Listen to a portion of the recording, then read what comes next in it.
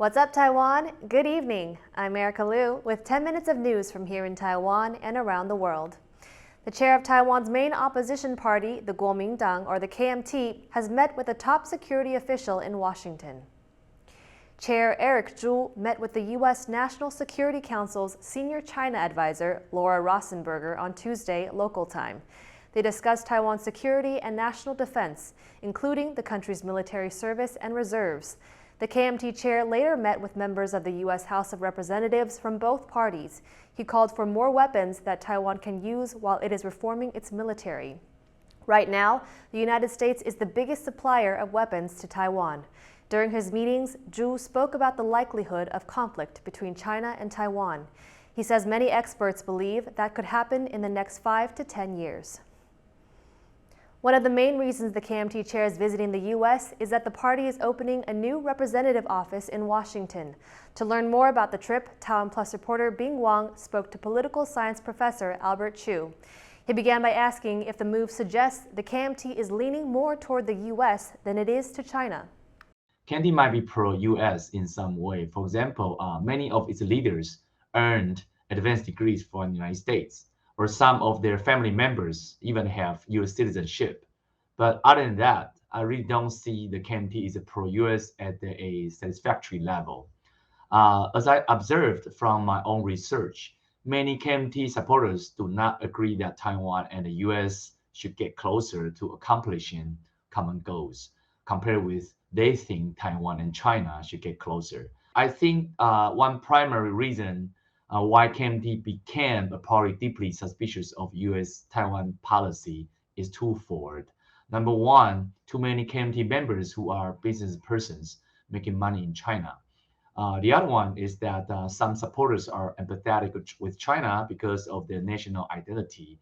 Erika Liu, in his Brookings Institute speech, he talked about how the 1992 consensus was a non-consensus consensus. What did Erika Liu mean by that? The 1992 consensus was the idea that brought up by KMT first. The one China could be, defined by each side of the cross straits. For Taiwan, for KMT, they tend to define one China as Republic of China. Whereas for CCP, they get the rights or they get the freedom to define what one China is, which is the PRC, the People's Republic of China. So that means that there is a ambiguity. What is said by the 1992 consensus, a non-consensus consensus, to me, that's kind of cliche, given the fact that only a tiny segment of people in Taiwan still care about the factual contents of the 92 consensus. The point is that President Xi Jinping does not even allow the room where KMT gets to define one China as ROC's China. For Xi Jinping, 92 consensus is equivalent to one country, two systems, period. There is no such ambiguity that Erika Liu or any other KMT politicians like former President Ma Ying-jeou dream about.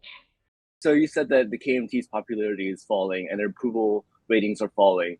What can they do to get their approval ratings back up? If they still want to take side with China, that's fine. But find a strong argument. What that to me is they demand strongly China's democratization, okay? And no other compromise plan, no other alternative options. The only way China, if Chinese government wants to deal with Taiwan, wants to contact Taiwan for another economic plan or even political plan, is that you go democracy first. For example, the Tiananmen Square massacre, they use this as a leverage to urge China to become a democracy. That's what KMT could do. Taiwan and Slovakia have signed a judicial cooperation agreement. It's the first of its kind between Taiwan and an EU country. The Pact encourages the two countries to share information on civil and commercial legal issues. This is the fifth agreement between the two countries. A visiting delegation from Slovakia, led by Milan Lorenchik, was on hand for the signing. Verím, že toto nie je posledná oblasť, v ktorej budeme spolupracovať a že to portfólio našej spolupráce sa bude naďalej rozširovať. Taiwan recorded 80,000 new cases of COVID-19 on Wednesday and the highest single-day death toll of 159. A growing number of seriously ill are children. On Tuesday, officials announced Taiwan's 17th COVID death among children under 12. The previously healthy infant was found dead in bed. An autopsy found that she had COVID and died of respiratory failure.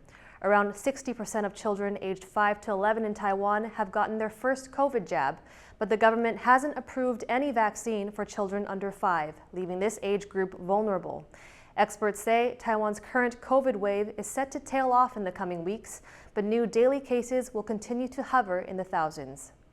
降到万例以下是有可能，降到千例可能是有点不太可能了哈。In much of the world, life has gone back to the way it was before the pandemic. But here in Taiwan, the borders are still closed to most foreigners, and some people are losing patience with those restrictions. As Louise Watt reports, both the country's tourism industry and Taiwanese who want to go abroad want the borders to reopen as soon as possible. Taiwan's borders have been largely closed for more than 2 years. It was a strategy that helped keep Taiwan safe while much of the world was dealing with COVID-19. But now daily cases have risen to the tens of thousands, and people returning to Taiwan still have to quarantine for 7 days. There are growing calls for border restrictions to be lifted, including from the chairman of an association that represents travel agents. 当然，开放国境对我们国人来讲是非常重要的。我们每年到国外去旅游的人口有超过2000万人，那每年到入境的人口也有1000多万人，所以对我们台湾的 GDP 有很大的帮助。 Asked on Tuesday whether Taiwan would reopen its borders in August, the health minister said it was too far ahead to know. 那我们还是觉得整体在疫情它的一个下降的一个趋势很清楚了以后，我们再来规划相关可能想要去玩的一个事情。 After more than 2 years of stringent travel rules, Taiwanese are hoping to return to an era of easy travel. 出国你们有比较想要去哪一个国家玩吗？日本。怎么说？你也太快了吧！因为已经想很久了。我是想去纽澳，本来想去俄罗斯，结果俄罗斯现在不行。 Xiao Boren, who represents travel agents, says while COVID hit many industries, it hit tourism the hardest.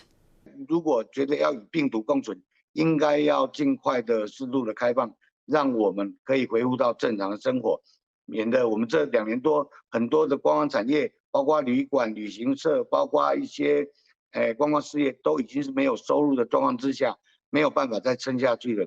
所以希望政府要尽快的开放。 As Taiwan learns how to live with the virus, people who depend on the tourist industry for a living hope those with wanderlust will be able to jet in and out of Taiwan again soon. James Raynar and Louise Watt for TaiwanPlus. An annual hot air balloon festival is set to launch in Taidong County, southeastern Taiwan, next month.